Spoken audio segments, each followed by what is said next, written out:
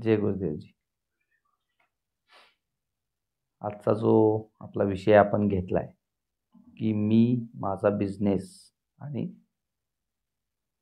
अध्यात्म. याच्यामध्ये आपल्याला अध्यात्माची जोड घेऊन की आपण आपला व्यापार नीट का करू शकतो का, अर्थार्जन करू शकतो.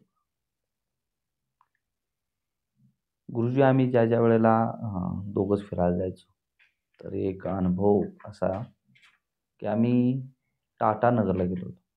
त्या टाटा नगरमध्ये एक म्युझियम आहे, जवळपास 200 एकरमध्ये वगैरे असेल.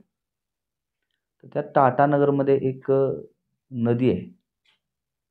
तर ती नदी त्या म्युझियममधनं वळवून नेली आर्टिफिशियली. आता तुम्ही नावानिशी जर म्हणला तर टाटा नगर, बरोबर आहे. तर टाटांना भारतात नाही जगात कोण ओळखत नाही असा एकही व्यक्ती नसावा असं मला वाटतं.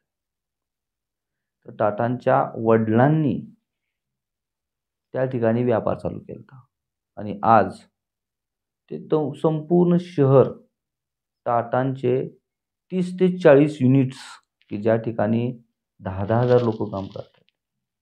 तर अशा स्वरूपाचं ते संपूर्ण शहरच आहे. मोठी MIDC आहे त्या टाटा नगरला. आम्ही इथून जात असताना आमचा सत्संग होता बालेश्वरला. बालेश्वर टाटा नगरपासून किंवा कलकत्त्यापासून जवळ आहे. तर त्या बालेश्वरला जाण्यापूर्वी डायरेक्ट गाडी नव्हती म्हणून आम्हाला टाटा नगरला उतरावं लागत होतं.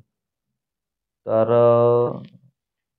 एक व्यापारी आणि एक सर्वसाधारण मनुष्य प्रवासात सुद्धा व्यापारी दृष्टिकोन कसा ठेवतो. गुरुजी हे शरीर धर्मानं मारवाडी, बरोबर. तर त्यांनी रेल्वेचं बुकिंग करत असताना बरोबर कुठं जवळ आहे, आपला टाईम आणि पैसा कसा वाचेल याच्या दृष्टीनं बारीक सारी गोष्टीचा विचार करायचा. सगळ्यात पहिला विचार की ज्या ठिकाणी आपल्याला रेल्वेचीच राहायची सोय आहे अशा ठिकाणचे स्पॉट ते निवडून काढायचे मुद्दाम. तर का? तर रेल्वेचं स्वस्त आहे. आपल्याला लांब जाऊन परत त्या रेल्वेच्या ठिकाणी येणं, परत ते आपल्याला 1-1 तास आधी येणं, त्यापेक्षा जर रेल्वेच्याच ठिकाणी असेल तर अगदी 15 मिनिटं सुद्धा गाडीच्या आधी आपण जाऊ शकतो. आणि आपल्याला इतर जे काही मधले लूपहॉल्स आहेत, जसं अगदी आपण 1 किलोमीटरवर राहिलो तर येताना गाडी चालली, आंदोलनच झालं, मध्येच काही ब्रेक झाला, तर ह्या सगळ्या बारीक सारीक गोष्टीचा विचार व्यापारी बुद्धी करते. की व्यापाऱ्याला सगळ्यात महत्त्वाचा विषय राहतो टाईम. आपण म्हणतो व्यापार म्हणजे काय? अर्थशास्त्र, आर्थिक गणित. आणि त्या आर्थिक गणितामध्ये पैशाला सगळ्यात महत्त्व आहे. पण जो खरा बिझनेसमॅन असतो तर तो विचार करतो टाईमचा. मला टाईम 24 तास आहे, टाटांना पण टाईम 24 तासच आहे. रिलायन्सवाले अंबानी जरी असतील तर त्यांना 24 तास आहे. आणि अगदी मोठ्यात मोठे व्यापारी की जे वर्ल्डमध्ये 1 नंबरला आर्थिक परिस्थितीमध्ये जमतात त्यांनाही टायमिंग 24 तास आहे. आता ह्या 24 तासामध्ये पर सेकंदाला मी किती कमवेन असा हा परफेक्ट बिझनेसमॅनवाला हे करत असतो. तर आपण आपल्यावरती येऊयात आणि मूळ विषयाकडे जाऊयात. तर आपण 24 तासापैकी वर्क किती करतो हे नोट डाऊन करा पाहिजे की मी 24 तासापैकी वर्क किती करतो. तर हे तुम्हाला लगेच समजणार नाही. तर त्यासाठी 1 आठवड्याची डायरी घालायची. 1 आठवड्याच्या डायरीमध्ये तुम्ही जर तासाला एक ढोबळ लिहायला सुरुवात करायची की ह्या तासात मी काय केलं, ह्या तासात मी काय केलं, ह्या तासात मी काय केलं.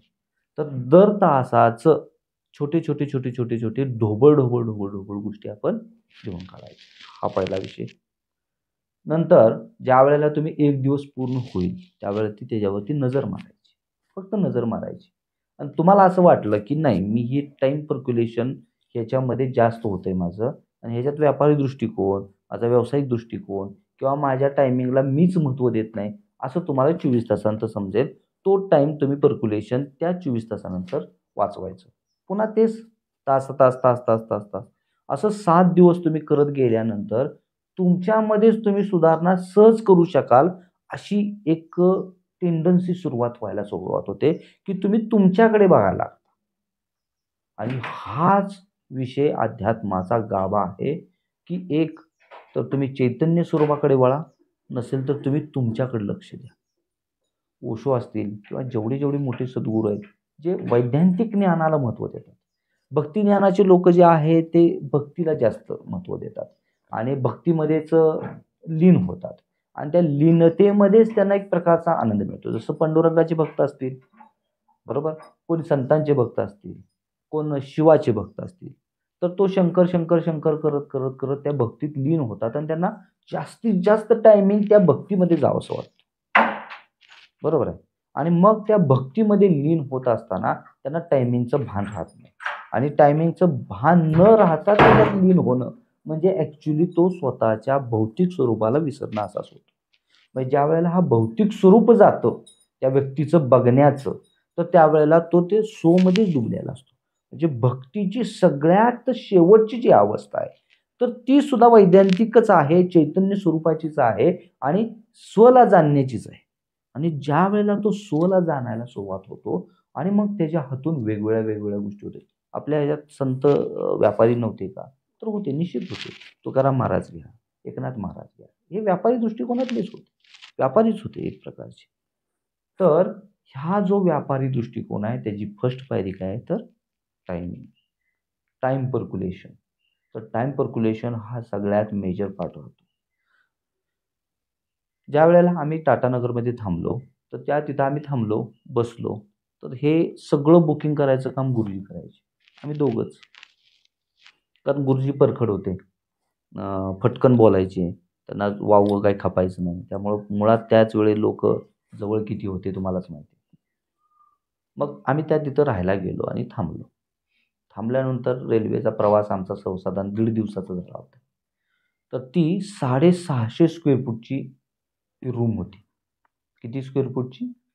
650 स्क्वेअर फूटची. आता व्यापार दृष्टिकोनाचा दुसरा भाग. आम्ही बसल्या आता ही 750 स्क्वेअर फूट कसं काढलं? तर गुरुजींनी नुसती अशी नजर मारली ना, अशी नजर मारली उभी आडवी आणि सांगितले ही 750 स्क्वेअर फूटचं आहे. मी म्हणलं कसं काय तुम्ही ओळखलं? 400 बी असू शकते, 500 बी असू शकते, 1000 मला तर वाटतंय 750च्या वर आहे. आम्ही आमची बुद्धी पाजळून. गुरुजींनी सांगितलं, या रूममध्ये तुम्ही फरशा किती मोजा आणि त्या रूममध्ये किती आहे? 2 फुटाची फरशी असते. गणित. दुसरा पार्ट काय येतो? गणित.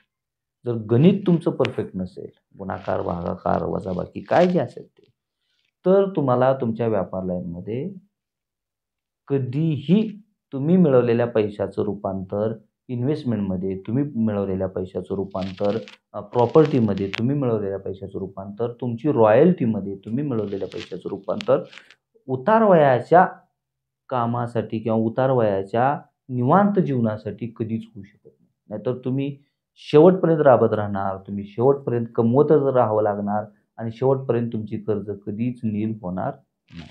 त्यामुळं गणित हा सगळ्यात महत्त्वाचा विषय येतो.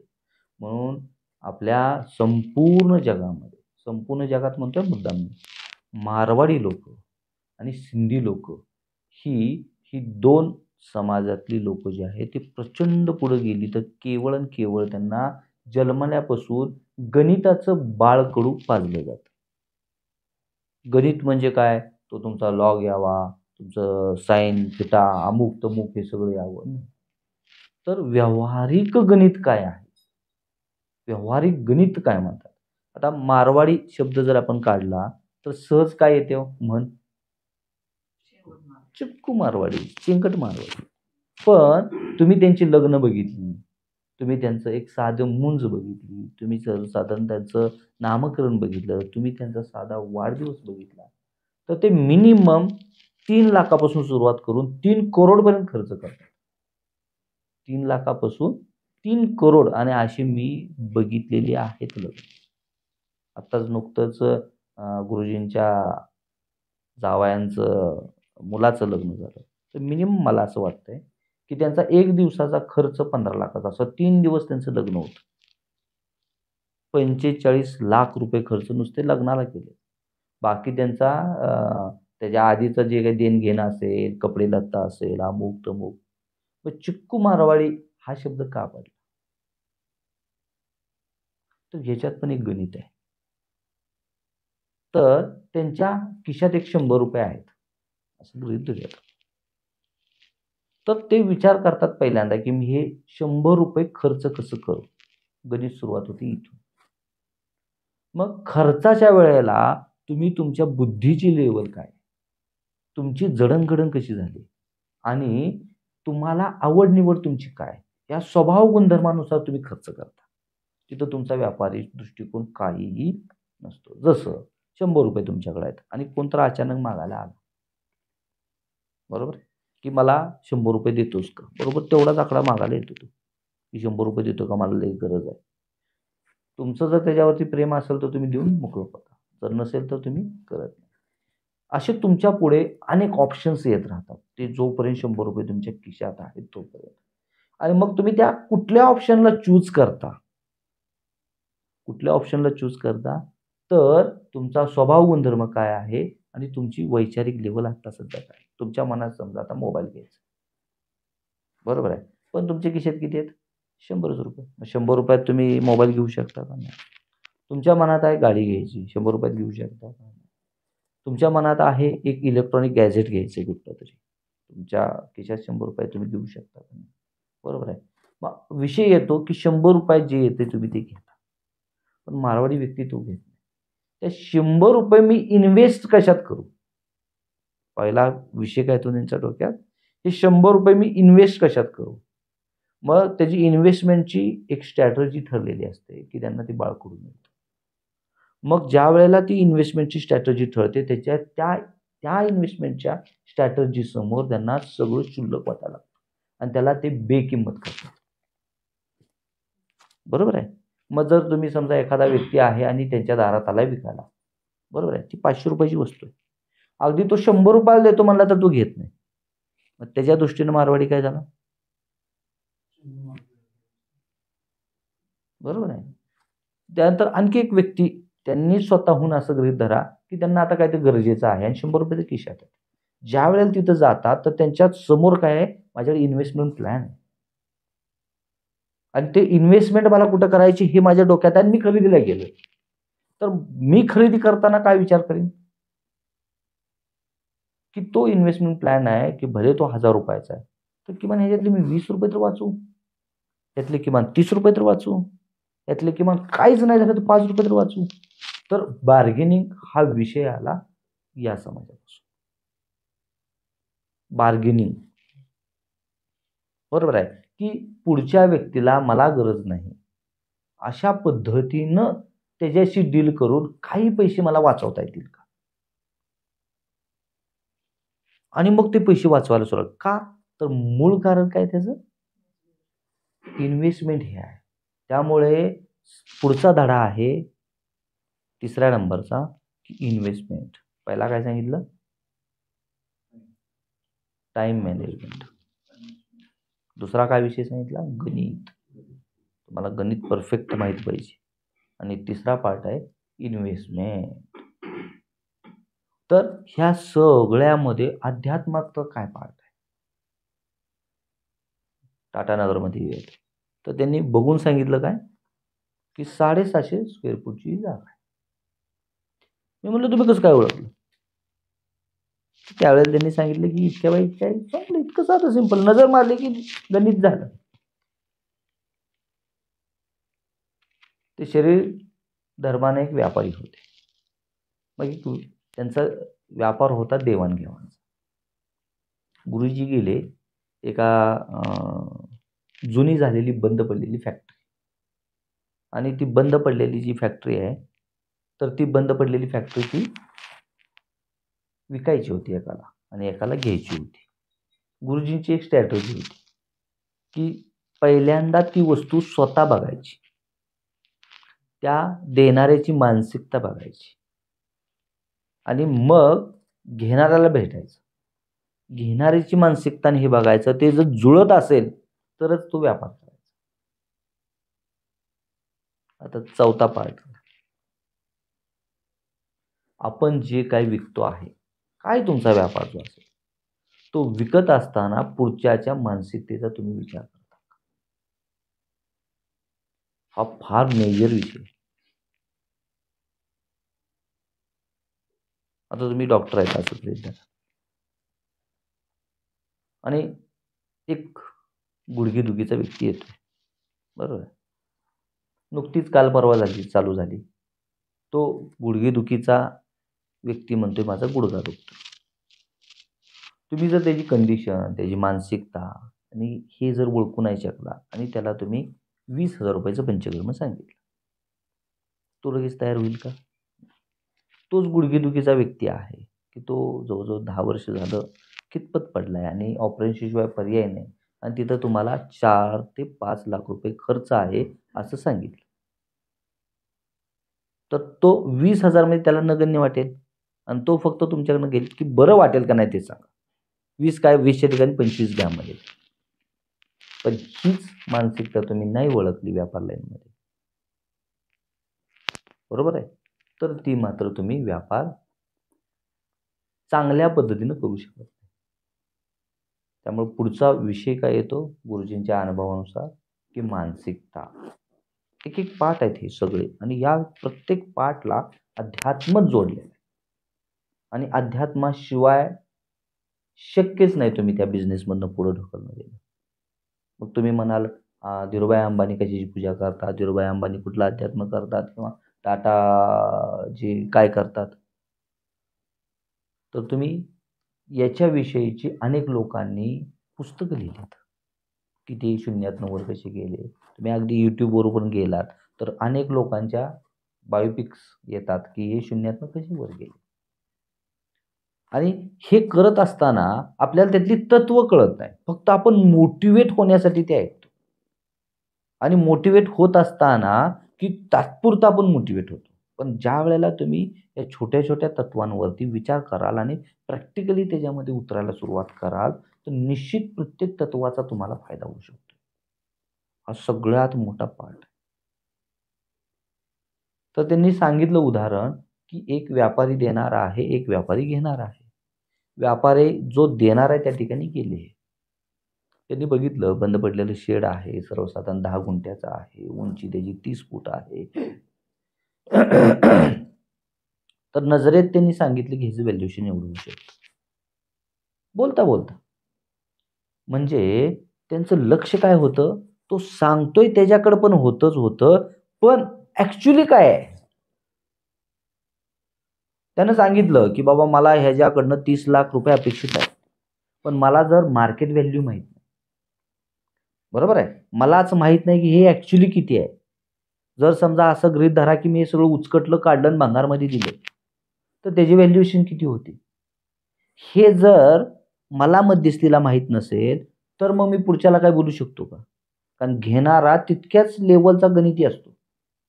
तो घेतो एखादं सेकंड हँड वस्तू किंवा काय, तर त्याचं व्हॅल्युएशन, आता एक साधी गाडी आहे, बरोबर आहे, तुम्ही मित्राला विकताय. तुम्ही काय म्हणताय की मला ही 8 लाखाला पडली होती, आज 4 वर्ष झालेत, मला किमान 50% तर अपेक्षित आहे, 4 लाखाला देतोय. आणि तेच तुम्ही एखाद्या शोरूमच्या ट्रू व्हॅल्यूला विकायला जावा. तो पहिला काय करतो, सगळी गाडी पहिला चेक करून घेतो आणि त्यातले निगेटिव्ह पॉईंट पहिले लिहून काढतो. हां, तुमचं रनिंग 1.5 लाख झालंय. भले 4 वर्षाची गाडी आहे, पण तुमचं रनिंग 1.5 लाख झालंय. हां, हे डॅमेज झालेलं आहे. इंजिनमधनं असा-असा आवाज येतोय. तुमच्या टायरचं हे असं-असं झालेलं आहे. तुमचा टेप नीट चालू होत नाही. तुमच्या पुढच्या हेडलाईट्स डिम झालेले आहेत. तुमचं बहुतेक पाण्यामध्ये काहीतरी पाणी कार्बोरेटरमध्ये गेलेलं होतं आणि तुम्ही इंजिन दुरुस्त केलेलं आहे. तर याचा अभ्यास जर त्या व्यक्तीला नसेल चेकिंग करायचा, तर या पॉइंटवर तो तुम्हाला बोलू शकतो का? नाही बोलू शकत. तर तो म्हणतो ह्याची व्हॅल्यू फक्त 2 लाख होती. तुम्हाला त्या गाडीची अपेक्षा किती असते? 4 लाख. किमान 50% तरी यावी. ती गाडी कशी जपली, काय केली हे तुम्हाला माहीत असतं. बरोबर आहे. किरकोळ चुका असतील, काय असतील, पण मला विकायचं त्यावेळेस मी चुका सांगणार नाही आणि त्या चुकांकडे आपोआपच पडदा पडलेला असतो. मग हा व्यापार करत असताना पुढचा पॉइंट आता सगळ्यात महत्त्वाचा येतो की तुम्ही तुमचा व्यापार करत असताना तुम्ही त्या व्यापारामधले प्रत्येक गोष्टीचं व्हॅल्युएशन तुम्हाला माहिती आहे. माझ्याकडे हा टेबल आहे. तर मी हा टेबल घेताना 10,000चा घेतला आणि 10,000चा टेबल ज्यावेळेला मी घेतला त्यावेळेला मी 4,000चा, 2,000चा, 1,000चा, 1,500चा, 500, 700 हे सगळे ऑप्शन्स होते. पण मी 10,000चा घेतला. मग ज्यावेळेला मी टेबल 10,000चा घेतला त्याचं लाईफ किती आहे? तर त्या लाईफनुसार पर डे तुम्हाला किती खर्च येणार आहे? 10,000च्या टेबलाचं 10 वर्ष लाईफ आहे. सेल्फ लाईफ म्हणतो आपण त्याला. तर सेल्फ लाईफ 10 वर्ष आहे. म्हणजे पर इयरली किती झालं ते? 1,000 रुपये झाले. बरोबर आहे. पर मंथ किती झालं ते सर्वसाधारण? 80-90 रुपयापर्यंत पर मंथ तुम्हाला ते भाडं तुम्हाला चालू झालं. बरोबर आहे. हा एक विषय. दुसरा विषय येतो पुढे आपण घेणार आहे की ॲक्च्युअली त्याला खरंच भाडं 85-90 रुपये येतं का 150 रुपये येतं? बरोबर आहे. तर अशा प्रत्येक वस्तूचं जर व्हॅल्युएशन तुम्ही पर मंथ काढलं, तुमचा रेंट काढला, खर्च काढला, तर तुमच्या लक्षात येईल की आपण इतर एक्सपेन्सेस बरोबर ह्या वस्तूचे एक्सपेन्सेस खूप वाढवलेले आहेत. की जेवढं मी भाडं बाहेर भरतोय त्याच्यापेक्षाही दुप्पट भाडं मी माझ्या वस्तूचं देतोय. मग ही गणितं फसत जातात. तर ज्यावेळेला गुरुजी त्या व्यापाऱ्याला भेटले, तर त्यानं सांगितलं की मला व्हॅल्युएशन आहे हे 80 लाख आहे, ही जागा आणि हे वस्तू. किती कमीत कमी करणार? गुरुजींनी त्यांच्या मनातले जे काही त्याचा व्यापारी दृष्टिकोन असेल, त्यातला जो काही खरंच व्हॅल्युएशन आहे, मार्केट व्हॅल्यू काढली त्या इलाक्यातली. तर सगळा विचार केलेला आतल्यात मनात सगळी गणितं आपोआप चालू. मग किती होईल? तुम्हाला लास्ट अपेक्षा किती आहे? नाहीतर उद्या मी बसायचो मध्यस्थी म्हणून आणि तुम्ही बी तोडायला तयार नाही, तो चढायला तयार नाही. तर आज बाजारभाव काय? याला फार महत्त्व आहे. म्हणून बरेचसेच व्यापारी मोठे-मोठे लोकं आज घेतलेली वस्तूंचं 10 वर्षानंतर बाजारी भाव काय असेल याचा दृष्टिकोन ठेवतात. म्हणून मोठे-मोठे व्यापारी सगळ्या बिल्डिंग्स त्या आर-सी-सीमध्ये न करता लोखंडामध्ये करतात. कारण आज घेतलेलं लोखंड त्यांना माहिती आहे की भंगारमध्ये तेवढ्याच किमतीला 15-20 वर्षांनी जाणार आहे. पण तसं माझं घर त्याचं व्हॅल्युएशन उलट कमी होत जातं. त्याला तितकी व्हॅल्यू येत नाही. का? तर हे जुनं झालंय. कुठलंही आर-सी-सी बांधकामाला एक सेल्फ लाईफ आहे 35 वर्षाची. हे तुम्हाला माहिती आहे का? कुठलाही कन्स्ट्रक्शनवाला, कुठलाही आर्किटेक्चर तुम्हाला जास्तीत जास्त 35 वर्षाच्या गॅरंटीचा बॉन्ड लिहून देतो. जास्तीत जास्त म्हणतोय आम्ही. त्याच्यावरती त्याला द्यायची परवानगी नाही. मग ज्यावेळेला तुमच्या त्या बिल्डिंगला 35 वर्ष होतात, त्यावेळेला तिथून पुढची बिल्डिंग तिचं लाईफ हे अनलिगलमध्ये जातं. ती केव्हाही पडेल, कुठलाही होईल, इन्शुरन्स तुम्हाला मिळत नाही. तर हे जे बारीक-सारीक गोष्टी आहेत, हे व्यापार बुद्धीमध्ये येतात. आणि या सगळ्याला महत्त्वाचं आहे की तुम्ही वर्तमानमध्ये पाहिजे. आणि वर्तमानमध्ये येण्यासाठी तुम्हाला अध्यात्माशिवाय शक्यच नाही. मग गुरुजींनी भेटले, त्यांनी केलं 80 लाखाचं त्यानं सांगितलं 60 लाख रुपये लास्ट माझी द्यायची वेळ. ठीक आहे म्हटले, काय अडचण नाही. त्या पुढच्या पार्टीला भेटले, त्यांना सांगितलं सगळं, जो घेणार आहे किंवा त्याचं 80 लाख आहे घ्यायचं. तर बाबा तो फार फार तर एक 10-1 लाख रुपये कमी करील आणि 70 लाखाला तुम्हाला देईल. तुमची मानसिकता असेल तर चला. बरोबर आहे. नाही बघूयात तिथे गेल्यानंतर. त्यानं त्याचा आकडा काय सांगितला, बघूयात पहिला प्रॉपर्टी काय आहे, त्याच्यावरून आपण ठरवूयात. त्यानं गेली बघितली प्रॉपर्टी. नाही, नाही म्हणले ह्याचं 55 लाख रुपये सुद्धा व्हॅल्युएशन होत नाही. माझी ऑफर आहे 50 लाख. तो त्याच्या पुढचा. माझी ऑफर काय आहे? 50 लाख. बरोबर आहे. गुरुजींनी परत त्या व्यक्तीला सांगितलं की बाबा तो 50च लाखाला मागतोय. तुझी अपेक्षा 60 लाख आहे. एक मध्य काढून 55 मध्ये करूयात का? तर नाही म्हणले, मला एकही रुपया परवडत नाही. देणारा व्यक्ती काय म्हणला, मला एकही रुपया परवडत नाही. हा व्यक्ती 50च्या वरती चढेना झाला. तो व्यक्ती गेला. दुसरा व्यक्ती बघितला गुरुजींनी आणि त्यांना समजून सांगितलं की तू ही प्रॉपर्टी 60 लाखाला घे. तू जरी नाही इथं तू काय चालू केलंस तर तुला मी चांगले पैसे मिळवून देतो. चांगले पैसे मिळवून देतो. बरोबर आहे. माझं काय कमिशन असेल त्या लीगल पद्धतीनेच तू कमिशन दे. आणि एकदम जवळचा मित्र. ठीक आहे, डन झालं. 60 लाखात ज्याला व्यक्तीला द्यायचं होतं दिलं. त्या व्यक्तीनं घेतलं 60 लाख रुपये. तर आता सांग म्हणले, एक 6 महिने झाले की मला आता पैशाची गरज आहे आणि ही प्रॉपर्टी मला ठेवून उपयोगाचं नाही. गुरुजींनी सांगितलं की हे जे क्षेत्र आहे 1 एकर, त्याच्या कडेने सागवानची झाडं लावली. ती आहेत आता 25 ते 30 वर्षाची. पहिला तू लीगल स्वरूपानं हे सागवान विक. तर ते सागवान नुसतं झालं 25 लाख.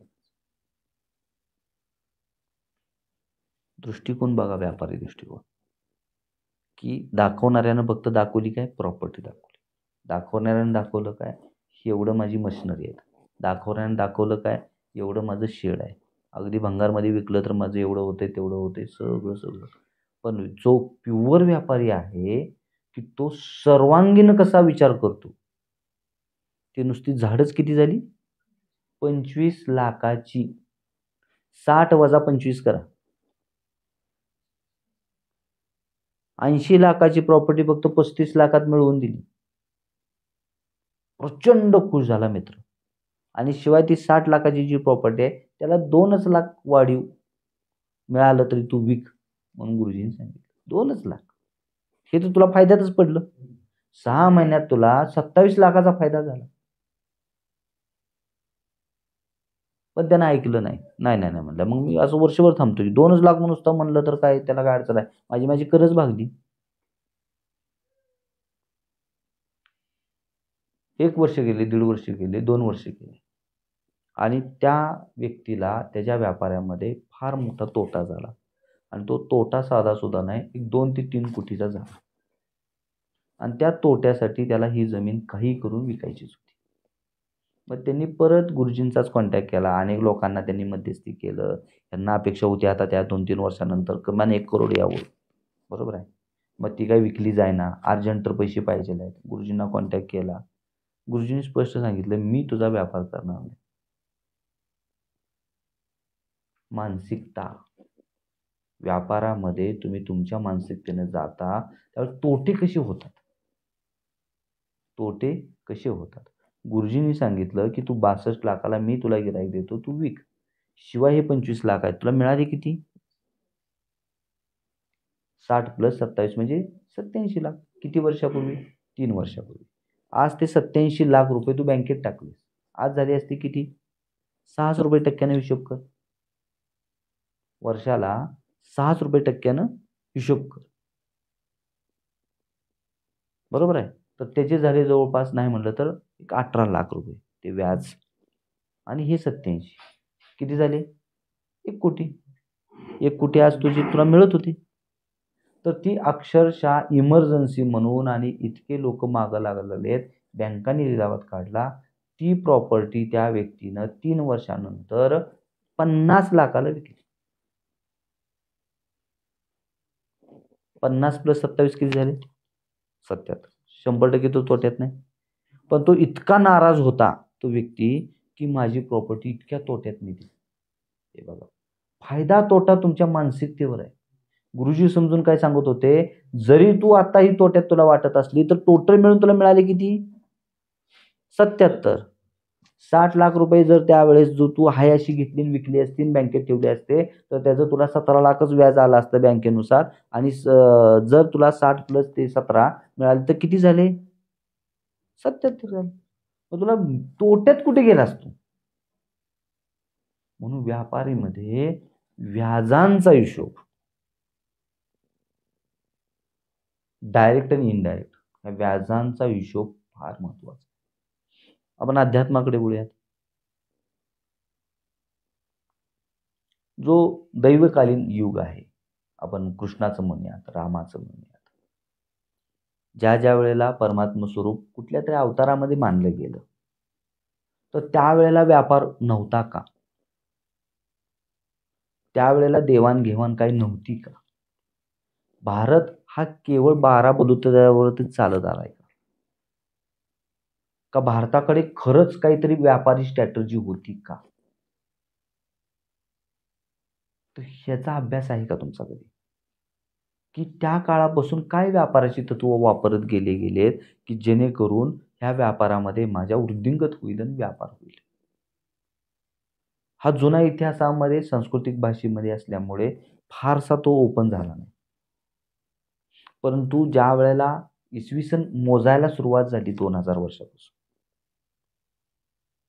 तर त्या 2000 पासूनचं मात्र लिखीटाकी बौद्धकालीन असेल, मौर्यकालीन असेल, जे 7 वंश भारताचे समजले जातात राजांचे, जे मौर्यकालीन वंश असेल त्याच्यामध्ये असे वेगवेगळे वंश आहेत. तर त्या वंश परंपरेनं ह्या 5-7 वंशांनी भारतावरती राज्य केलं आणि एक चांगले व्यापारी दृष्टिकोन म्हणून ते केलं. हे राजे लोक जे काय आहेत, हे सर्वात मोठे सरकार किंवा शासन होते. मग शासनाला काहीतरी पैसे आल्याशिवाय शासन कसं चालेल? म्हणून बऱ्याचशा स्ट्रॅटेजी ह्या पुरातन काळापासून सुद्धा आजपर्यंत आलेत. तसा भारत हा व्यापारी करणारा देश नव्हता. व्यापार करणारे देश जे होते, युरोपियन कंट्री असेल, अरब कंट्री असेल, चायना असेल, रशिया असेल, हे प्युअर व्यापार करणारे देश होते. म्हणून आजही तेच व्यापाराने मोठे आहेत. परंतु ज्यावेळेला सगळ्यात भारतामध्ये सोन्याचं, भौगोलिक परिस्थितीचं आणि नैसर्गिक संपत्तीचं उधाण माचलं होतं, की माणसाला जमीनसुद्धा कसायची गरज नव्हती. एवढं नैसर्गिक संपत्ती आणि नैसर्गिक अनेक वस्तूंचं भरभराटी होती. जसं पूर्वी एक म्हण म्हणायची बघा, भारत म्हणले काय? सोन्याचा धूर, सोने की चिडिया. बरोबर आहे. तर त्यावेळेला भारतानंच सगळ्यात पहिलं चलन आणलं, तर ते म्हणजे सुवर्णमुद्रा. आणि संपूर्ण जगात तेच चलन वापरायला लागायला लागलं. अरब कंट्रीनं ज्यावेळेला भारतामध्ये यायला सुरुवात केली समुद्र मार्गाने किंवा जमीन मार्गाने, त्यांना कारण अरब कंट्री ही भारताच्या सगळ्यात जवळ आहे. जसं अफगाणिस्तान असेल, तुर्किस्तान असेल, इराण, इराक, इटली असेल. तर हा जो पार्ट आहे, या लोकांनी व्यापाराच्या दृष्टिकोनानं एक भटकंती केली. आणि भटकंती केल्यानंतर सगळ्यात जवळची लोक म्हणजे चीन इकडच्या बाजूनं आणि इकडच्या बाजूनं अरब कंट्री. तर ह्या दोन्ही कंट्रीनं भारतात येऊन वेगवेगळ्या विद्या शिकल्या. अनेक वेगवेगळी विद्या. आणि त्याच्यामध्ये सगळ्यात मोठी विद्या म्हणजे ती ध्यान विद्या. आज कोरियन लोक असतील, चायनीज लोक असतील, जापनीज लोक असतील, तर ज्या काही आपल्या इंडियन लिटरेचरमध्ये, हिंदुनिझममध्ये जे काही साधना होती, तर ह्या साधनेमध्ये योग, प्राणायाम हा मेन गाभा होता. आणि हे योग आणि प्राणायाम कशासाठी? तर सगळ्यात महत्त्वाचं म्हणजे मनोकायिक संतुलित अवस्था. मनोकायिक संतुलित अवस्था. म्हणजे मनाची आणि शरीराची एक संतुलित अवस्था असल्याशिवाय तुमची बुद्धी व्यवस्थित चालेल का? पंचकोशात्मक अध्यात्म आपल्या भारतानं संपूर्ण जगाला समजून सांगितलं. पंचकोशात्मक म्हणजे काय? बाहेरचं असतं, त्याच्या आतलं असतं, त्याच्या आतलं असतं, त्याच्या आतलं असतं आणि शेवटचं असतं. अन्नमय कोश सांगितला, मनोमय कोश सांगितला, बुद्धिमय कोश सांगितला, विज्ञानमय कोश सांगितला, आत्मय कोश सांगितला. हे कोश ज्या वेळेला करतात, सगळ्यात बाहेरचा पार्ट जर बघितला तर तो शरीर आणि मन येतो. आणि जोपर्यंत ह्या दोन गोष्टीचं संतुलित अवस्था नाही, तोपर्यंत बुद्धिमय कोश किंवा विज्ञानमय कोशाला चालना मिळणार नाही. आणि मग त्याला चालना मिळण्यासाठी ह्या दोन कोशावरतीच सगळ्यात जास्त काम करण्यात आलं. जसं कालचा तुमचा विषय निघाला, की आम्हाला आळस खूप येतो, झोप खूप येते. तर हे केवळ आणि केवळ त्याचं कारण आहे, की मनोमय कोश आणि शरीरमय कोश हे दोन जे कोश आहे किंवा मनोकायिक जी संतुलित अवस्था ही ढळमळलेली, बिघडलेली आहे. आणि तुम्हाला अध्यात्माशिवाय, योग प्राणायामाशिवाय ही संतुलित अवस्था येणं शक्यच नाही. जगात तुम्ही कुठंही फिरा, याच्यावरती कुठंही औषध नाही. याच्यामध्ये तुम्हाला सगळ्यात महत्त्वाचा पाठ अध्यात्माशिवाय शक्य होत नाही. सगळ्यात महत्त्वाचा भाग आहे की शरीराला जिंकायचं कसं, मनाला जिंकायचं कसं. गुरुजींच्या भल्या मोठ्या प्रवासामध्ये सगळ्यात जास्त आम्हाला त्यांनी ठेचलं ते म्हणजे स्वतःच्या अहंकाराला. गुरुजींना आम्ही गुरुजी समजतच नव्हतो, कुठली दीक्षा घेतलेली नव्हती. एक साधा व्यापारी व्यक्ती आणि आम्ही एक डॉक्टर, ह्या दृष्टिकोनातूनच विचाराचं देवाणघेवाण जास्तीत जास्त चालायचं. पण जसा जसा जसा प्रवास होत गेला, गुरुजींनी अनेक आमच्या चुकांवरती बोट दाखवलं. भले आम्ही ते सुधरू न सुधरू, पण बोट दाखवायचं काम त्यांनी चालू केलं. म्हणून या सगळ्यांमध्ये महत्त्वाचा विषय येतो म्हणजे गुरु. जर व्यापार नीट व्हायचा असेल, व्यापारामध्ये चलती व्हायची असेल आणि मनोकायिक संतुलित अवस्था यायचं असेल, तर गुरुविना हे शक्य नाही. सगळ्यात महत्त्वाचं पाठ ज्यावेळी तुम्ही तुमची स्वतःकडे बघता, बरोबर आहे, तर ते कसं बघता? तुम्हाला सांगितलं की तुम्ही स्वतःकडे बघा, तर तुम्ही कसं बघणार? अंतर्मनाने बघण्यापेक्षा बाह्य रूपाने जास्त बघतो. होय, म्हणजे कसं बघणार? आरशाचं. हा, आरसा हा भारतानंच काढलेला एक पाठ आहे की प्रतिबिंब, त्याला काय आपण म्हणतो, प्रतिबिंब, की मी कसा दिसतो. आणि आज म्हणून सौंदर्य समस्येच्या बाबतीत, सौंदर्याच्या बाबतीत आणि आपल्या शरीराला सुंदर करण्याच्या बाबतीत कित्येक ड्रग्ज निघालेत, कित्येक कॉस्मेटिक्स ड्रग निघालेत. आणि आज सगळ्यात मोठा व्यापार हा त्याचाच आहे. तर प्रतिबिंब, जसा मी आहे तसा, मी कसा आहे याचं कुतूहल पहिल्यापासून होतं. ज्यावेळेस आरसाच नव्हता त्यावेळेला काय होतो, आरशाचा शोध कधी तर लागला, बरोबर. पाण्यात पाहत होते लोक, पाण्यातनं पण ते कितपत त्याचं क्लॅरिटी यायची, काय यायची, हा पार्ट होता महत्त्वाचा. परत काच आली, काचेचा शोध लागला, मग त्या काचेत पण प्रतिबिंब कधी दिसायचं, मग त्याच्या पाठीमागं मग पाऱ्याचा लेअर देणं आला, मग त्या लेअरमधनं मग आणखी स्पष्ट दिसायला लागलं. मग त्याच ह्याच्यावरनं आरशाला इंग्लिशमध्ये लेन्स म्हणतात. मग त्याच्यानंतर लेन्स आल्या, लेन्समध्ये किती दिवस, आता हाच मोबाईल आहे, किती त्याच्यामध्ये सुधारणा होत होत होत गेली. तर ज्यांचं मनोकायिक संतुलन आहे त्यांनी नवीन नवीन आविष्कार सदैव करत आलेले, बरोबर आहे. मग जर हे नवीन आविष्कार भारतानं या भौगोलिक परिस्थितीमुळं आणि संपत्तीमुळं कधीच व्यापार दृष्टिकोन ठेवला नाही, धनधान्य भयंकर. आणि ही भूमी सुद्धा आपली अशी आहे की सरसकट नाहीये. या भूमीमध्ये कितीतरी 9-10 प्रकार तुम्हाला बघायला मिळतील. डोंगरावरची जमीन, डोंगराखालची जमीन, पाण्याखालची जमीन, पाण्याविरहित जमीन, मुरमाड जमीन, काळी जमीन, लाल जमीन, रेताळ जमीन, वाळवंट, किती प्रकार भारतामध्ये एकासारखे आहेत. तसं बाहेरच्या देशामध्ये नाही. एका ठिकाणी पाऊस तर पाऊसच पडतो, भयंकर चिखल तर चिखलच आहे. एका ठिकाणी नुसता बर्फ तर बर्फच पडतो, ते दुसरं काही होतच नाही. पण फक्त भारत असा एक देश आहे की त्या ठिकाणी बर्फ पण पडतोय, थंड पण पडतोय, राजस्थान सारखा वाळवंट पण आहे, अति पाऊस पडणारे जागा पण आहेत, आसामसारख्या डोंगराळ भाग पण आहे, सुपीक जमिनी पण आहे. मध्य प्रदेशचा जर भाग घेतला किंवा हरियाणाचा, पंजाबचा भाग घेतला तर 20-30 फुटावरती पाणी आहे, रेताळ जमिनी आहेत. मग हा व्यापार दृष्टिकोन आला कुठून? मग ज्या वेळेला भारताला प्रचंड लूट करून एक दारिद्र्य आलं की काय राहिलंच नाही. आज कोळशाची अशी परिस्थिती आपल्या इंडियामध्ये, कोळशाच्या खाणी जवळजवळ 85% संपल्या की ज्याच्यामुळे इलेक्ट्रिसिटी तयार होत होती. इंग्रजांनी दाखवून दिलं की बाबा ह्या कोळशावरती हे पण होऊ शकतं, ते पण होऊ शकतं, ते पण होऊ शकतं, ते पण होऊ शकतं. पण ह्याचे शोध खरे तर आपल्या इंडियन शास्त्रज्ञांनीच लावलेले आहेत. आणि मग त्याचा कोळशाचा उपयोग वेगवेगळ्या वेगवेगळ्यासाठी केला. पण ज्या वेळेला इलेक्ट्रिसिटी लक्षात आली लोकांच्या, की इलेक्ट्रिसिटीनं पण हे असं होतं, वाफेनं पण असं होतं. तर त्यावेळेला त्या कोळशाचा उपयोग वाफ तयार करण्यासाठी, त्या कोळशाचा उपयोग इलेक्ट्रिसिटी, आपले गडचिरोली चंद्रपूर हा जर भाग बघितला तर शहरच्या शहरं नुसत्या जळलेल्या राखेनं पडलेली भरलेली आहेत. त्या राखेपासून परत काय करता येऊ शकतं का याचा विचार परत करून वेगवेगळ्या विटा बनवल्या गेल्या, ॲश ट्रे बनवले गेले, आणखी वेगवेगळे प्रॉडक्ट्स बनवले गेले त्याचे.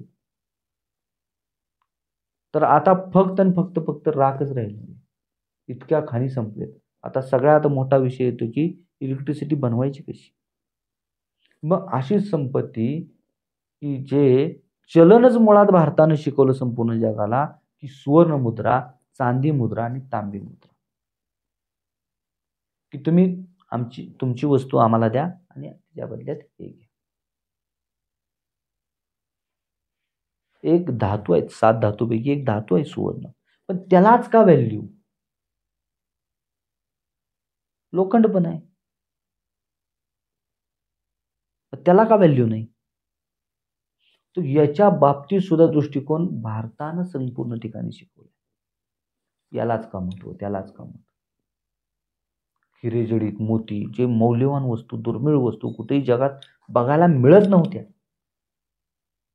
की सहज आम्ही आता एखादी वस्तू गळ्यात घातलेली आहे आणि एखादा व्यापारी अरबस्थानाहून आला आणि हे काय घातले तुम्ही? हे काय नाही, मोती आहे. हे त्याची व्हॅल्यू आपल्याला नव्हती, इतपत ते आपल्याकडे होतं. सहज आपण जुन्या भागात बघितलं तर राजा खुश झाला तर माळ काढून मोत्याची देऊन टाकायचं. आज त्याची 25 करोड व्हॅल्यू आहे. हिरे जडित मुकुट असतील, सहज घालत होते, सहज. मग ही सोन्याची चिडिया गेली कुठं? तर केवळ आणि केवळ आपला व्यापारी दृष्टिकोन कुठंतरी नव्हताच. आणि मग ज्या हिंदू समाजाकडे जमीन पण नाही, पैसा पण नाही, अशा लोकांनी मग हातपाय सुरुवात केली चालवायला. आणि मग त्यांनी विचार केला की आजपर्यंत आपल्याकडे आलेली जी लोक आहेत, इंग्रज असतील, मुघल असतील, अरब असतील, चायनीज लोक असतील, की यांचे दृष्टिकोन काय आहेत प्रत्येक गोष्टीबाबत. आणि मग ते दृष्टिकोन शिकून त्याचं इम्प्लिमेंटेशन प्रॅक्टिकली आपल्या जीवनामध्ये करून एक एक एक एक एक एक एक एक उलगडा करत व्यापारामध्ये ते पुढे गेले. त्यामुळं हा व्यापारी दृष्टिकोन जसा गरजेचा आहे त्याचा बेस काय आला? मनोकायिक संतुलन. मनोकायिक संतुलन जर तुम्ही नसल तर तुम्हाला कुठलीही गणित नीट समजणार नाही, टाइम कॅल्क्युलेशन तुम्हाला समजणार नाही, व्हॅल्युएशन कशाचं काढता येणार नाही. आणि जी काही छोटी छोटी गणित आहेत जरी तुम्हाला कळत असतील तरी कळतंय पण वळत नाही, अशी अवस्था सदैव तुमच्याकडे राहील. माझ्याकडे किती लोक येतात की मला हे सगळं कळतंय हो, सकाळी मला उठवायचं असतंय हो, योग करायचा असतोय हो, हे खाणं चांगलं नाही, ते चांगलं नाही, सगळं अगदी प्रवचन करता बाबा जसा असतो तो सगळं मलाच प्रवचन देऊन जातो. मग अशा लोकांना सांगायचं काय? म्हणून सगळ्यात मोठा पार्ट येतो, कळतंय पण वळत नाही. हे जे आहे ना शब्द, हा डिलीट करता आला तर तुमचा व्यापार चांगला चालेल. एक साधं उदाहरण आपण घेऊयात आणि आजचं सेशन आपण थांबूयात. गुरुजींनी सांगितले हे उदाहरण आहे, हे फार सुंदर उदाहरण आहे की मी माझ्या जीवनामध्ये ते कधीच विसरू शकलो नाही. आणि हे टाटा नगरमधलंच उदाहरण. जसं त्यांनी त्यांचा एक अनुभव सांगितला की मी एक व्यापारी देणार होता आणि घेणार होता, बरोबर आहे. आम्ही टोटल 2 दिवस तिथं राहिलो. पण त्या 2 दिवसाचा जो ठेवा आहे तो कदाचित मला अखंड आयुष्य जाईल. त्या 2 दिवसामध्ये तो लॉज, जो रेल्वेचा आहे, दुसरं ते पर्यटन स्थळ की जे मी टाटानगरमधलं फिरायला गेलो, तो एक पार्ट आहे. आणि तिसरा आहे पीके पिक्चर. तो त्यावेळेला रिलीज झाला होता आणि तो आम्ही दोघांनी मिळून बघितला. आणि त्याच्यानंतरचं झालेले सत्संग, तर ह्या 3 सत्संगमधनं माझ्या जीवनाची कायापालट झाली आणि पहिल्यांदा माझ्या मनात आलं, की हा व्यक्ती साधारण व्यक्ती नाही, व्यापारी नुसता नाही आणि हा काहीतरी वेगळा आहे आणि खरंच ह्या व्यक्तीच्या शरण आपण जायला पाहिजे. गेलो नाही तो विषय वेगळा, पण मनात पाल चुकली पहिल्यांदा जीवनात, आणि तो आहे 2014चा काळ.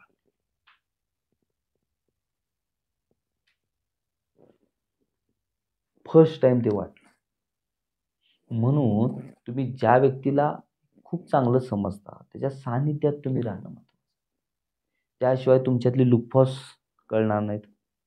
आणि जसा आरसा आहे, की आरसाकडे तुम्ही ज्या वेळेला बघता त्यावेळेला तुम्ही तुमच्याकडेच फक्त बघता.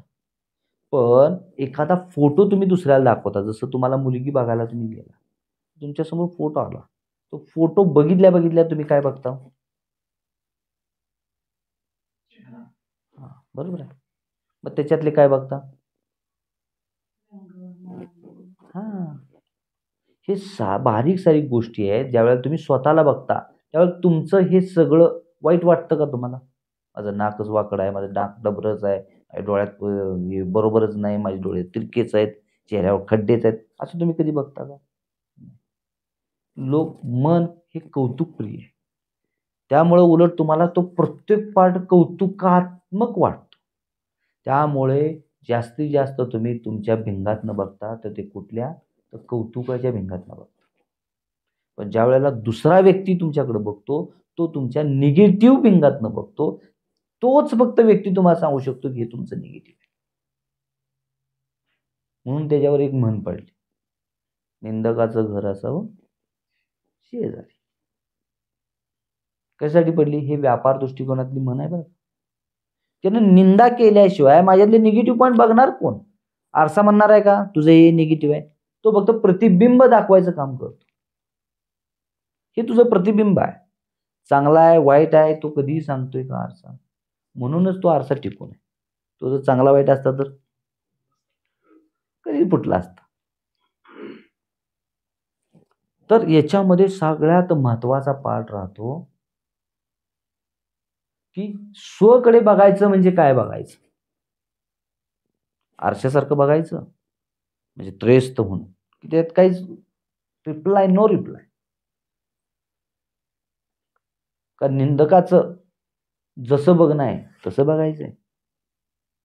मग स्वकडे बघणारा जो व्यक्ती सांगू शकतो तो आध्यात्मिकच गुरु सांगू शकतो की स्वकडे कसं बघायचं. अन्यथा कुणीही तुम्हाला सांगू शकत नाही की तुम्ही स्वतःकडे कसं बघा.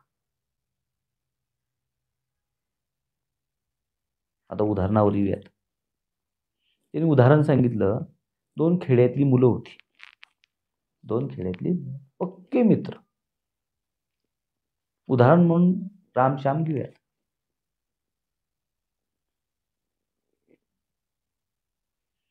तर हे पक्के मित्र ठरवतात, अरे आपली परिस्थिती वाईट आहे, पाऊस पाणी पळेना. ही 2000 वर्षापूर्वीची कथा आहे. त्यावेळेला पण हीच रड होती.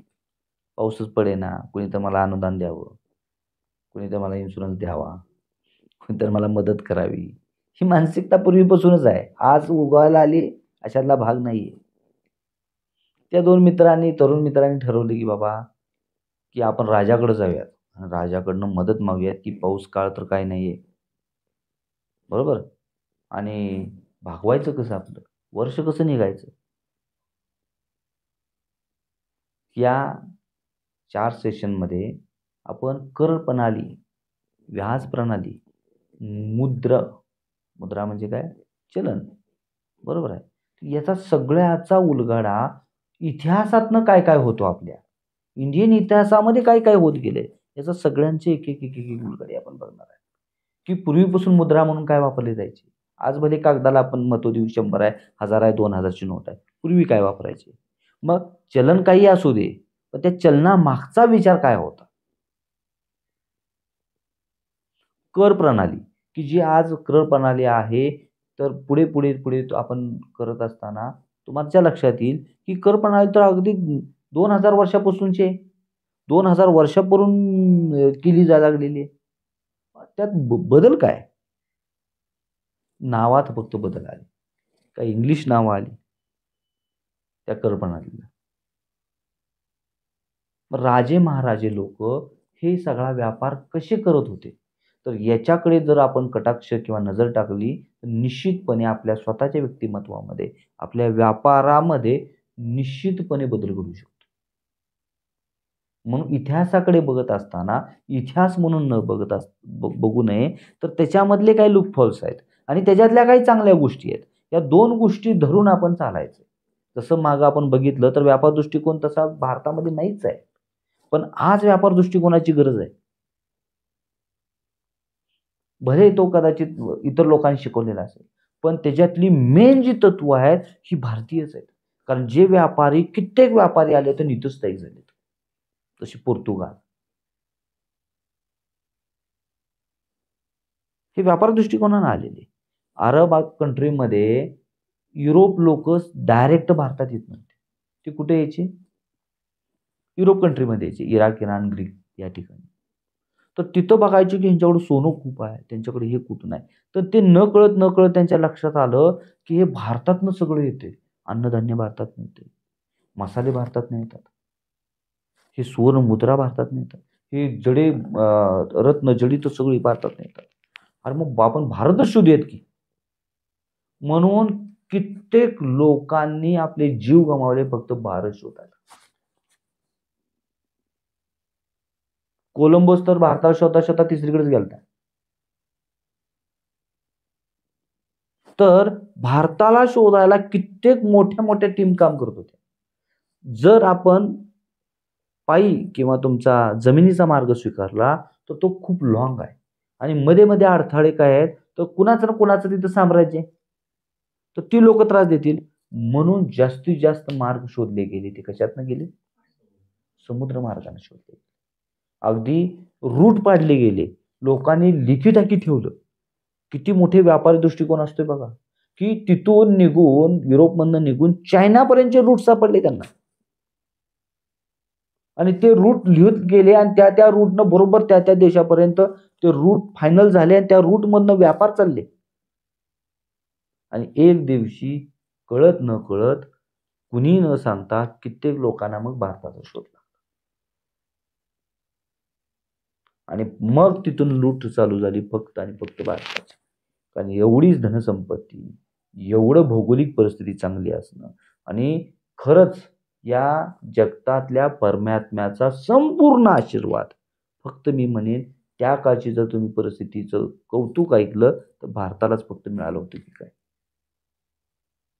आणि आज तीच लोक भीक मागायच्या अवस्थेमध्ये यायला लागलेत, की जी लोक फेकून टाकायचे रत्नजडित, फेकून द्यायचे सुवर्ण,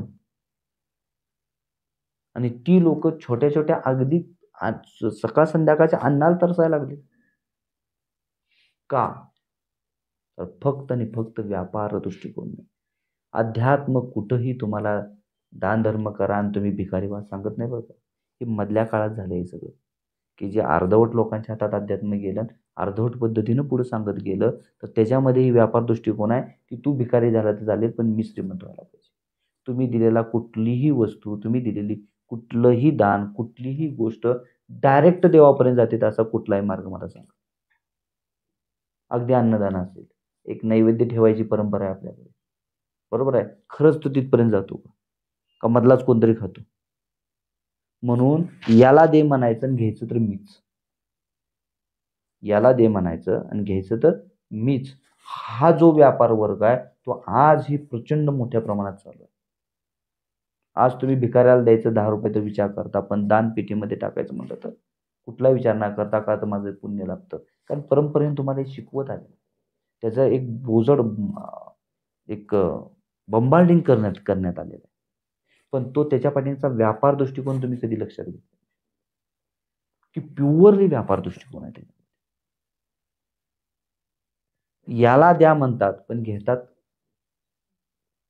मग त्या पैशाचं काय करतात यालाही फार महत्व आहे. तर ते उदाहरण असं आहे की तो विचार करतात दोघंजण, की राजाकडे आपण आपली परिस्थिती सांगूयात आणि या वर्षीचा कर काय आपण भरू शकत नाही. कर तर माफ कराच करा, पण आम्हाला मदत म्हणून काहीतरी द्या. चुणचुणीत 20-22 वर्षाची पोरं जातात तसं राजाकडं. त्यातला एक जण जाता जाता म्हणलो, काय राजाला मागायचंय, तो दिल काय? तो म्हणला द्यावंच लागणार त्याला, राजा आहे आपला तो. आपलं आपलं प्रजेचं त्यांना नाही ऐकणार, तो काही शेजारच्या गावाचा ऐकणार आहे का तो? शेजारच्या प्रदेशचा ऐकणार आहे का? ऐकलंच पाहिजे. जरा पुढे पुढे गेल्यानंतर तो परत एक जण म्हणला, की ह्या वर्षी नाही पाऊस पडला आणि पुढच्या वर्षी पाऊस पडला जास्त आणि राजा म्हणला मी तुला जे दिलतं त्याच्यापेक्षा दुप्पट देतो. तोच पांडा पडला तर कर उलट कायमस्वरूपी आपण वाढवूनच झाला तर. म्हणून कर्जमाफीसाठी आपल्यातले कर प्रणालीवरती लोड पडला आणि कर प्रणाली जिथं 1% 2% होते तिथं 5% आता 28% गेले. तर हेच सेम टू सेम परिस्थिती 2000 वर्षापूर्वी राम नावाच्या एका व्यक्तीनं, उदाहरण म्हणून घेतोय, त्या व्यक्तीनं हा विचार केला की जर त्यानं आपलं कर्ज माफ केलं त्या राजानं आणि पुढच्या वर्षी जर चांगलं झालं तर कर प्रणालीत तो बदल केला आणि तोच कायमस्वरूपी राहिला तर काय करणार?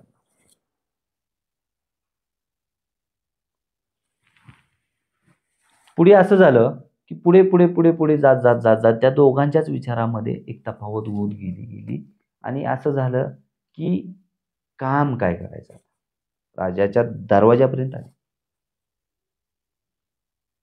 इथपर्यंत एक व्यक्ती जो बिझनेस माइंडेड होता तो व्यक्ती बिझनेसच्या हिशोबानं तर तो मांडत गेला आणि एक व्यक्ती जो भावनिक होता, त्याच्यामध्ये कुठलाही व्यापारी दृष्टिकोन नव्हता, तो व्यक्ती मागण्याच्या विचाराकडे ठाम राहिला.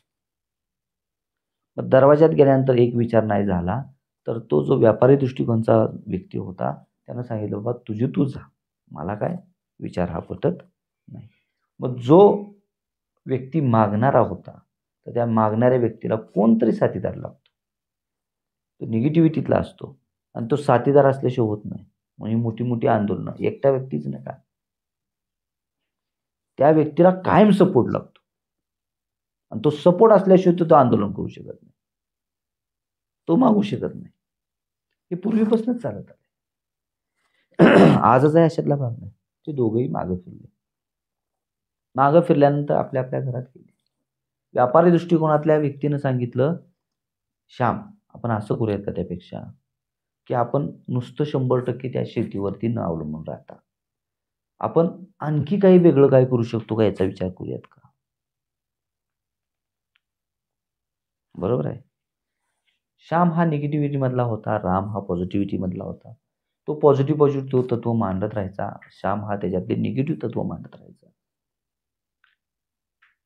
आणि मग त्यांनी एक विचार केला की आपण अमक्या अमक्या गावात जाऊयात, तिथून एक म्हैस आणूयात आणि म्हैस आणून आपण त्याचं दूध दुभतं विकूयात आणि त्याच्यातनं आपलं घर भागवून आपल्याला काय होऊ शकतंय का असं आपण करूयात.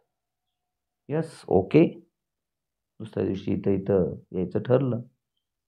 मग आपलं खेचर आणायचं ठरलं, त्या खेचरावरनं जायचं ठरलं. पूर्वीच्या काळात राजे महाराजांकडेच प्युअर घोडे होते, बाकीच्या लोकांकडनं. आणि प्युअर घोडा हा काही काम करत नाही, तो पळायचं काम करू शकतो फक्त. जे वर्किंग जे शेतकऱ्याचा असेल, कुंभाराचा असेल, वजं वाहून न्यायचा असेल, हा जो पार्ट हा कुणाकडे होता तर खेचराकडे होता. बरोबर आहे की जे गाढव आणि घोड्याचं क्रॉस आहे. तर ते खेचर आणलं. मग व्यापारी दृष्टिकोनातला जो राम होता तो थांबला, बसला. अजून कसं येईना, अजून कसं येईना. 1 तास झालं, 2 तास झालं, 3 तास झालं. मग त्याला समजलं की बाबा हा काय येत नाही. हा स्वतः गेला. स्वतः गेल्यानंतर त्यांना ती म्हैस घेतली. म्हैस घेत असताना 20-22 वर्षाचा तो व्यक्तिमत्व, तरणा भांडा, जिथं म्हैस घ्यायला गेला तिथलीच त्याला एक मुलगी आवडली.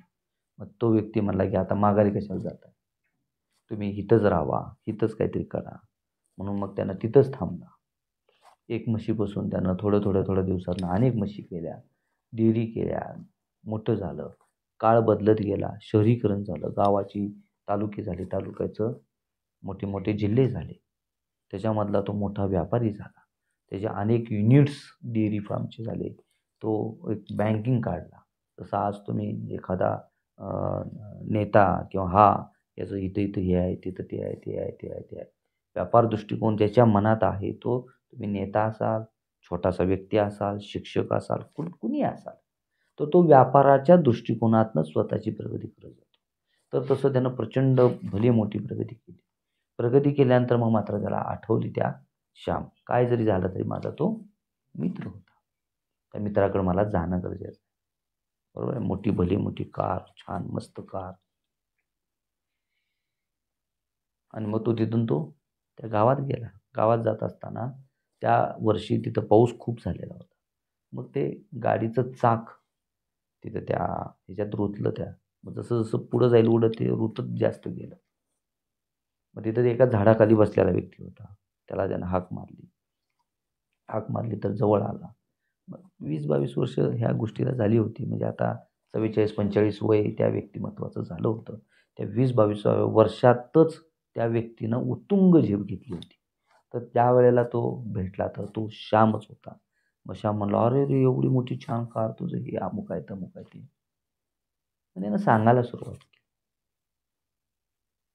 व्यापारी दृष्टिकोनातला व्यक्तिमत्व हा त्याच्या वैचारिक पातळीमध्ये अध्यात्माचं बीज रोवून घेतो. वैचारिक पातळीमध्ये अध्यात्माचं बीज रोवून घेतो आणि मन आणि शरीराच्या तलावरती तो आज वर्तमान काळामध्ये कशाची गरज आहे याचा भाग समजून घेतो आणि त्या पद्धतीने तो काम करत राहतो. श्यामच्या निगेटिव्हिटीमुळं तो श्याम तिथंच राहिला, रामच्या पॉझिटिव्हिटीमुळं तिथं झाला. त्यामुळे सगळ्यात पुढचा लेअर आला, 7वा लेअर म्हणेन मी व्यापारी दृष्टिकोनातला, की तुम्ही तुमच्या व्यापाराबद्दल पॉझिटिव्ह असणं गरजेचं आहे. हे पॉझिटिव्ह असताना तुमचा चर्चा ही निगेटिव्हिटीच्या लोकांबरोबर व्हायला पाहिजे. तर रामनं त्याला मिठी मारली त्या श्यामला, आणि तुझ्याबरोबर जर माझी शेवटची चर्चा झाली नसती त्या रात्री, तर मी इतका मोठा व्यापारी झालो नसतो. कारण त्याच्यातल्या निगेटिव्ह बाबतीच्या तू मला ज्या काय तू फॉल्स सांगितलीस, की जर त्या म्हशीला आजारच पडला तर, जर समजा ती म्हैस दूधच नाही दिली तर, समजा तिचं ॲबॉर्शनच झालं तर, समजा त्या म्हशीचं दूध चांगलंच नसलं तर, समजा त्या म्हैस सांभाळताना माझ्याकडे चाराच पाऊसच नाही पडला तर, समजा ती म्हैस पाळत असताना असं जाणवलं की ती मारकी आहे किंवा त्रासदायकच आहे तर, समजा तिचं जे पिल्लू आहे ते पिल्लू जर समजा प्रॉपर क्वालिटीचं नाही जन्मलं तर, हे जे काय तू निगेटिव्ह सांगत गेलास, मी त्या प्रत्येक गोष्टीवर रात्रभर विचार करत राहिलो. त्यामुळं पुढचा आणखी एक लेअर आहे, तुम्हाला जर रात्री जागरण जर तुमचं होत असेल तर तुम्ही फालतू विचार करण्यापेक्षा व्यापार वृद्धीचे आणि तुमच्यातल्या निगेटिव्हिटीबद्दलचे विचार तुम्ही करा आणि त्याची मांडणी तुम्ही सुरू करा. तो तर पचनी पडू दे वेळ. तर ज्या वेळेला मी रात्रभर विचार केला, तर शेवटी मी फक्त 1 तास झोपी गेलो, आणि त्या झोपी गेलेल्या त्याच्यात सुद्धा मी स्वप्नात या सगळ्या निगेटिव्हिटीचे स्वप्न मला पडत होते. आणि मी ज्या वेळेला जागा झालो, जागृत झालो, तर माझ्या मनात एक पाल चुकली, तर तो म्हणतोय तो खरा आहे, तर हे करणं काही सोपं काम नाही. पण त्या क्षणालाच पुढचं मन माझं म्हणलं, की मग तू जर करू शकत नाहीस तर मग करणार कोण? आणि त्या विचारानं माझ्या निगेटिव्ह विचारांवर जय मिळवला, की नाही, हे मी करूनच दाखवणार. एवढे निगेटिव्ह आहेत ना याच्यात गोष्टी, मग मी करूनच दाखवणार. आणि ही जिद्द मी पळली, आणि तू ती जिद्द पाळली नाहीस. त्यामुळे व्यापार दृष्टिकोनामध्ये निगेटिव्ह आणि पॉझिटिव्ह या दोन्ही लहरी येत असतात. जर तुमचं मनोकायिक संतुलन जर नसेल तर निश्चितपणे तुम्ही निगेटिव्हच राहता आणि जास्तीत जास्त निगेटिव्हिटीमध्येच विचार करता, आणि कुठलंही कार्य करत असताना निगेटिव्ह विचारानंच तुम्ही त्यातनं बाहेर पडता.